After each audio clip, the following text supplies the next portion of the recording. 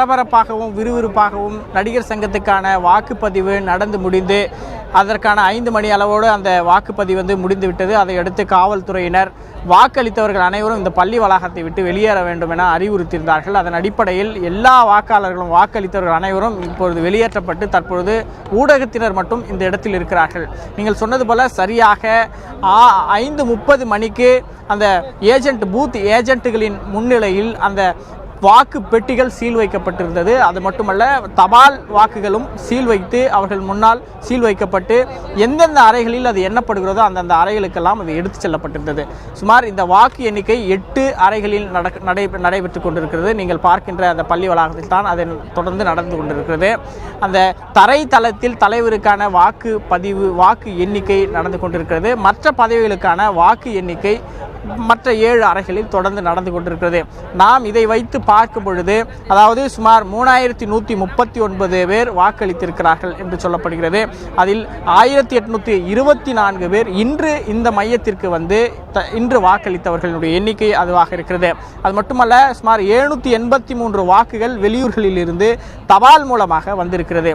இப்பொழுது அந்த தபால் மூலமாக வந்த வாக்குகளை பிரிக்கின்ற பணிதான் தற்பொழுது தொடர்ந்து நடந்து கொண்டிருக்கிறது. ஏனென்றால் 24 பதவிகளுக்கான தபால் மூலமாக வந்திருக்கிற வாக்குகளை பிரிப்பது சாதாரண விஷயம் அல்ல. ஏனென்றால் இந்த வாக்குகள் எங்கிருந்து வந்தது, இது எப்படி எந்த முறையில் இருக்கிறது, இது சரியான முறையில் தான் இருக்கிறதா என்பதெல்லாம் தற்போது சரிபார்த்து கொண்டிருக்கிறார்கள். இப்படி பார்க்கும் பொழுது இந்த தபால் மூலமாக 24 பதவிகளுக்கும் வந்திருக்கிற இந்த வாக்குகளை பிரிக்கின்ற பணிதான் இன்னும் தொடர்ந்து நீடித்து கொண்டிருக்கிறது என்று சொல்லப்படுகிறது. அது மட்டுமல்ல, மீதம் இருக்கிற சுமார் 1824 வாக்குகள் இருக்கிறது. அந்த வாக்குகள் தொடர்ந்து இந்த தபால் மூலமாக வந்திருக்கிற வாக்குகளை எண்ணி முடித்த பிறகு அந்த வாக்குகள் எண்ணுவதற்கான சாத்தியக்கூறுகள் இருக்கிறது என்றே சொல்லலாம். நாம் ஏற்கனவே எதிர்பார்த்திருந்தோம், இந்த வாக்கினுடைய எண்ணிக்கையினுடைய முடிவு 8 முதல் 9 மணிக்குள் வெளியாகி விடலாம் என்ற ஒரு எதிர்பார்ப்பு இருந்தது. ஆனால் தற்பொழுது தபால் ஓட்டுகளை பிரிப்பதற்கான காலம் தொடர்ந்து நீடித்து வருவதனால் இந்த வாக்கு எண்ணிக்கையினுடைய முடிவு வெளியாவதற்கு காலதாமதம் ஆகலாம் என்ற ஒரு சூழ்நிலை தற்போது ஏற்பட்டிருக்கிறது. தொடர்ந்து வாக்கு எண்ணிக்கை மையத்தில் தொடர்ந்து போலீஸ் பாதுகாப்பு, பலத்த பாதுகாப்பு என்று சொல்லலாம். 3 அடுக்கு பாதுகாப்பை காவல்துறையினர் இன்று அதிகாலை 5 மணி முதல் தொடர்ந்து இந்த வாக்குப்பதிவு நடைபெறுகின்ற நேரம் வரையில் சுமார் மாலை 5 மணி வரையில் அவர்கள் தொடர்ந்து நீடித்தார்கள்.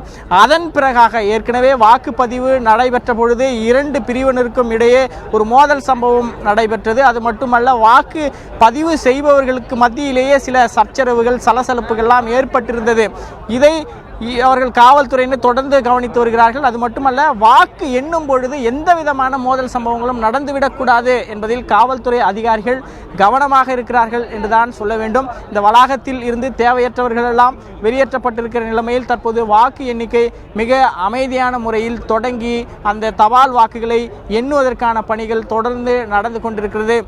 முன்னணி நிலவரம், நீங்கள் கேட்டது போல முன்னணி நிலவரம், அதாவது அரசியல் கட்சிகளுடைய சட்டமன்ற தேர்தலாக இருந்தாலும் சரி, நாடாளுமன்ற தேர்தலாக இருந்தாலும் சரி, நாம் தொடர்ந்து கவனித்து வருவோம். முன்னணி நிலவரம் என்று ஒன்றை சொல்லுவார்கள். ஆனால் அது போன்ற முறை தற்பொழுது நடிகர் சங்கத்தில் இருக்கிறதா என்பதை நாம் தொடர்ந்து பார்க்க வேண்டி இருக்கிறது. ஏனென்றால் தபால் ஓட்டுகள் வந்தவுடன் அந்த வாக்குகளை எண்ணி முடித்து அதை அப்படியே வைத்துக் கொள்வார்கள்.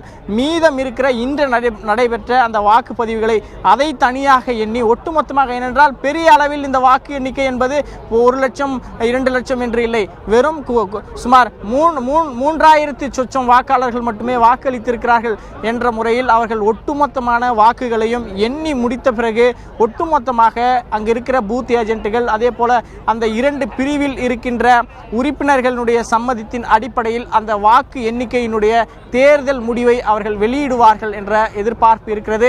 அது மட்டுமல்ல, இன்னொரு தரப்பினர்கள் என்ன சொல்கிறார்கள் என்றால், இல்லை தபால் ஓட்டுகள் முதலில் எண்ணப்பட்டு அதனுடைய நிலவரம் முதலில் தரப்படும் என்ற கருத்தையும் முன்வைக்கிறார்கள்.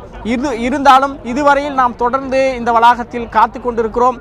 இதுவரையில் தேர்தலினுடைய முதல் கட்ட சுற்று, 2ஆம் கட்ட சுற்று என்றும் அவர்கள் இதுவரையில் எந்த அறிவிப்பும் வெளியாகவில்லை. அந்த தபால் ஓட்டுகள் எண்ணப்பட்ட பிறகு அதை அவர்கள் அறிவிப்பார்களா என்ற எதிர்பார்ப்புடன் நாம் காத்து கொண்டிருக்கிறோம். அப்படியெனில் முதல் சுற்றில் யார் முன்னிலையில் இருக்கிறார்கள் என்ற ஒரு எதிர்பார்ப்பு நமக்கு மட்டுமல்ல, இதை பார்த்து கொண்டிருக்கிற இங்கு இருக்கிற எல்லா தரப்பு மக்களும் இதை உன்னிப்பாக கவனித்துக் கொண்டிருக்கிறார்கள். இந்த முடிவு எப்படி வரப்போகிறது என்பதை நாம் தொடர்ந்து பார்க்க இருக்கிறோம்.